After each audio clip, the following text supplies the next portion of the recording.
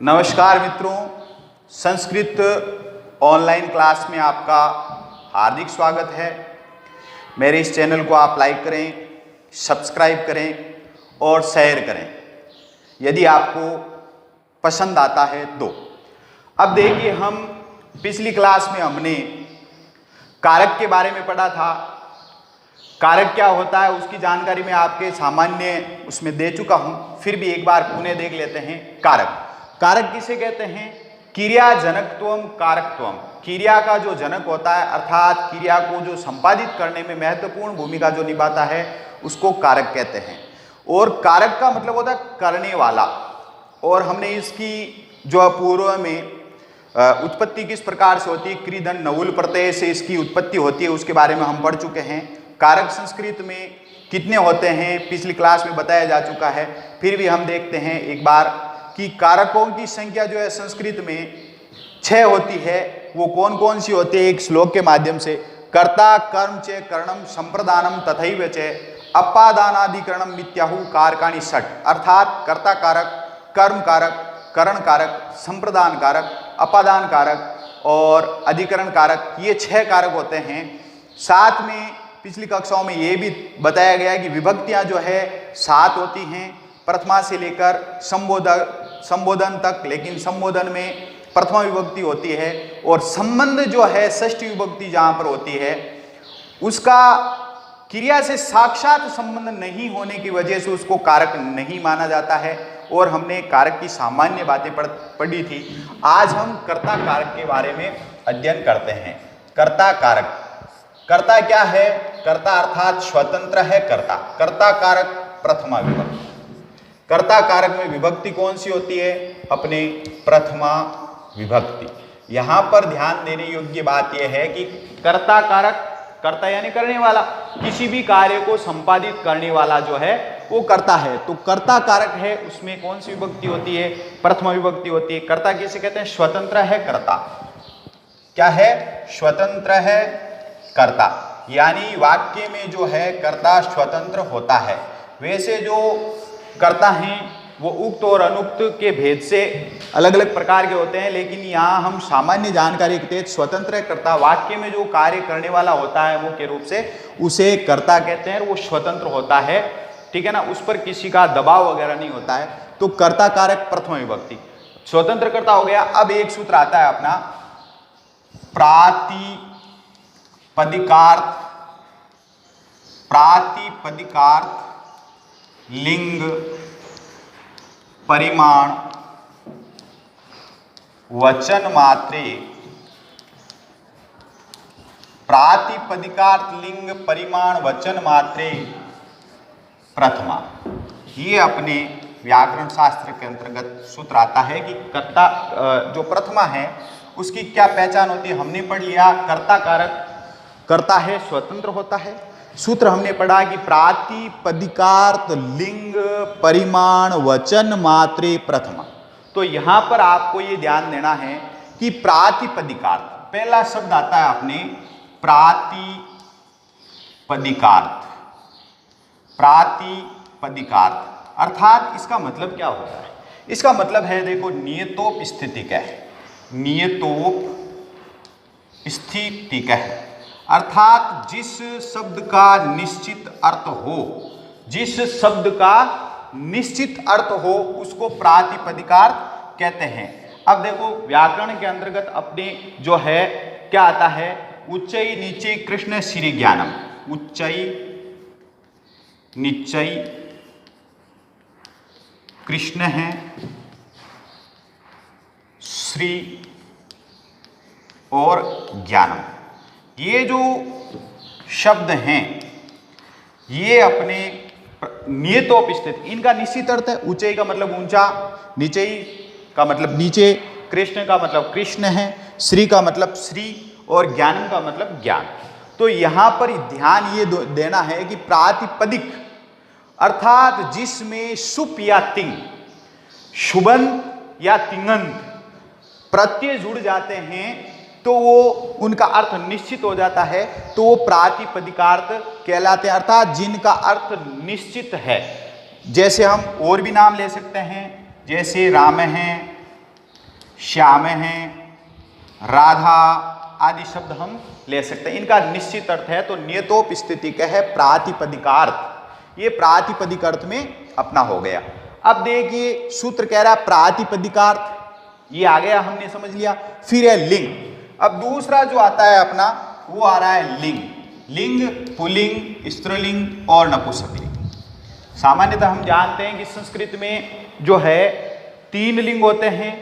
Pulling जिससे पुरुष जाति का बोध होता है, स्त्रीलिंग जिससे स्त्री जाति का बोध होता है, और नपुंसकलिंग इनसे भिन्न, पुल्लिंग और स्त्रीलिंग से भिन्न जो है वो नपुंसकलिंग का ज्ञान जिससे होता है। अब देखो लिंग, अब देखो प्रातिपदिकार्थ मात्रे, ये शब्द सब में जोड़ना है तो प्रातिपदिकार्थ मात्रे का तो ये हो गया।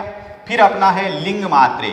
लिंग मात्रे में क्या है, पुल्लिंग, स्त्रीलिंग और नपुंसकलिंग के जो शब्द हैं वो आ जाते हैं। तो यहाँ पर हम देखते हैं कि तटह शब्द है, तटह, तटी और तटम। ये जो एक शब्द ऐसा है जो तीनों लिंगों में चलता है। जैसे तटह पुल्लिंग में आ गया, तटी अपने स्त्रीलिंग में आ गया, और तटम जो है ये नपुंसकलिंग में आ गया। तो लिंग मात्र में जिसका पता चलता है उसमें भी प्रथम विभक्ति होती है। तटह, तटी, तटम, ये इसके उदाहरण हो गए। तीसरा अपने आया हुआ देखो प्रातिपदिकार्थ आ गया, लिंग आ गया। फिर है परिमाण, परिमाण, परिमाण मात्रे। तीसरा क्या है, परिमाण मात्रे। अब यहां पर आपको ध्यान देने वाली बात है कि परिमाण, परिमाण का मतलब होता है नाप। किसी भी वस्तु के बारे में हमें पता चलता हो कि इसका वजन कितना है, ये कितने किलो है या कितने लीटर है, उसका जो परिमाण है, परिमाण का मतलब होता है नाप। तो यहां पर देखिए परिमाण मात्रे जो है उसमें भी प्रथमा विभक्ति होती है। परिमाण मात्रे में पुराने समय में जो आता था द्रोणो व्रीहि, द्रोणो व्रीहि। यहां पर द्रोणो व्रीहि का आशय क्या है, द्रोणो व्रीहि मतलब व्रीहि का मतलब धान, और द्रोणो एक निश्चित नाप। जैसे हम ये कह सकते हैं कि बाल्टी भर के या 5 किलो या 10 किलो, ये एक परिमाण हो गया। तो ये परिमाण मात्र में भी उदाहरण है अपना द्रोणो व्रीहि। तो वहां पर भी प्रथमा विभक्ति होती है। फिर है अपने अगला क्या आ रहा है, परिमाण मात्रे, वचन मात्रे। चौथा जो आ रहा है अपना वो आ रहा है वचन मात्रे। वचन, जैसा कि हम सामान्यतः विदित है हमें कि संस्कृत में 3 वचन होते हैं, एक वचन, द्विवचन और बहुवचन। अर्थात सीधा सा अर्थ इससे ये निकलता है कि जिससे एक वचन, 2 वचन और बहुवचन का हमें पता चलता हो या जिनसे संख्या का पता चलता हो, तो वहां पर देखो एक है, द्वयो और बहवे, ये हो गया। एक है यानी एक, 2 यानी 2 और बहवे यानी बहुत सारे। तो ये वचन मात्रे जो है उसमें भी आपके प्रथमा विभक्ति हो गई।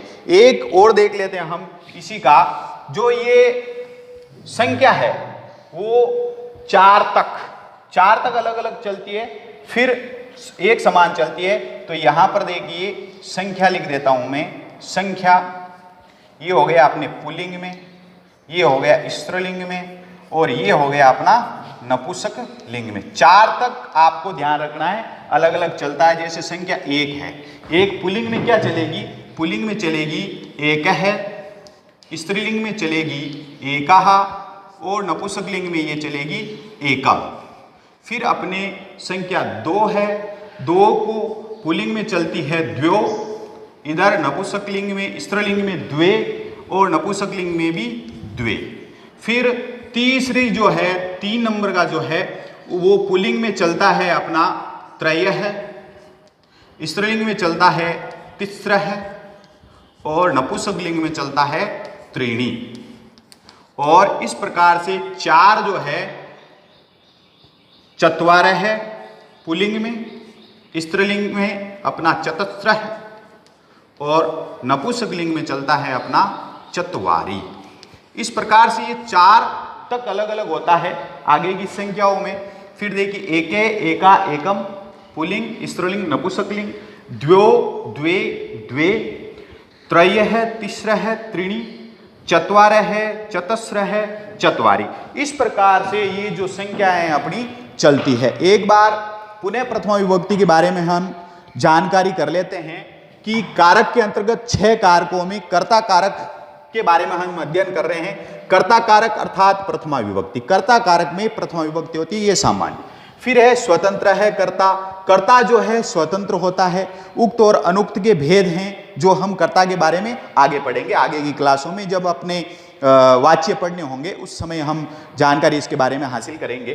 फिर देखो प्रथम जो सूत्र है वो देखिए प्रातिपदिकार्थ लिंग परिमाण वचन मात्रे प्रथमा। ये सूत्र क्या कह रहा है कि प्रातिपदिक अर्थ मात्र, यानी प्रातिपदिक का मतलब क्या है, नियतोपस्थिति क्या है, क्या अर्थ है, नियतोपस्थिति अर्थात जिस का निश्चित अर्थ है उसको प्रातिपदिक कहते हैं। और साथ में मैं ये बता चुका हूं कि जो प्रातिपदिक होते हैं उनमें सुबंत या तिंगंत, शुभ प्रत्यय या तिंग प्रत्यय जुड़े हुए होते हैं तो वो प्रातिपदिक या पद बनता है।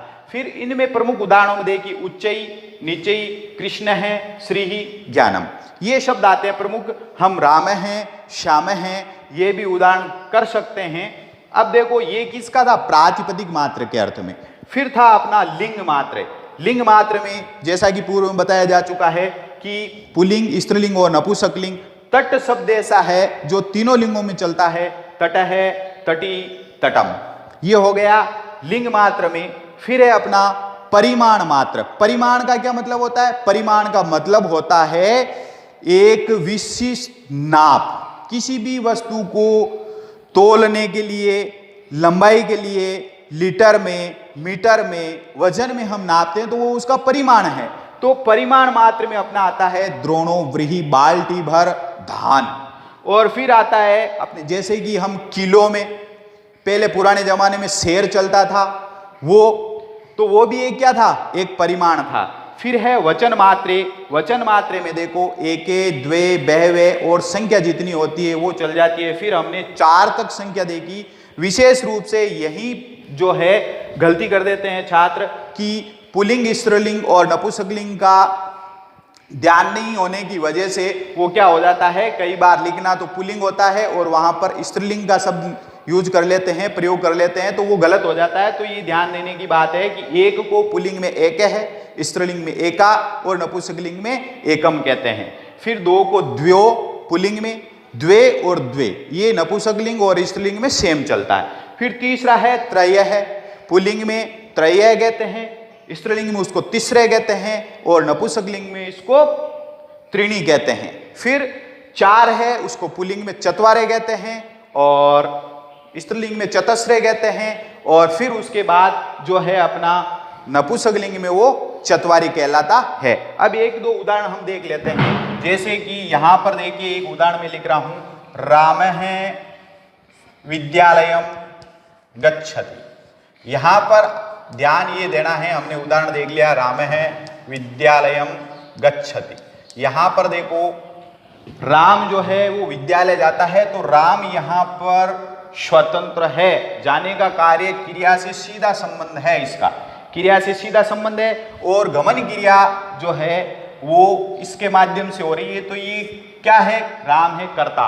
कर्ता में यहाँ पर प्रथमा विभक्ति, जाने का काम कहाँ हो रहा है उसके बारे में विस्तृत अध्ययन हम आगे की क्लासों में करेंगे। विद्यालय में यहाँ पर जो है विद्यालय है कर्म, तो कर्म क्या, कर्तुरिप्सिततमम कर्म, कर्ता जिसको सर्वाधिक चाहता है उसे कर्म कहते हैं। तो कर्म में कौन सी विभक्ति होती है, द्वितीय विभक्ति होती है। और ये जो गच्छति है ये कर्ता के अनुसार ये क्रिया है, तो कर्तरी जो वाच्य हैं उनमें कर्ता प्रमुख होता है और क्रिया जो है वो कर्ता के अनुसार चलती है। और हम आगे की कक्षाओं में और कारकों के बारे में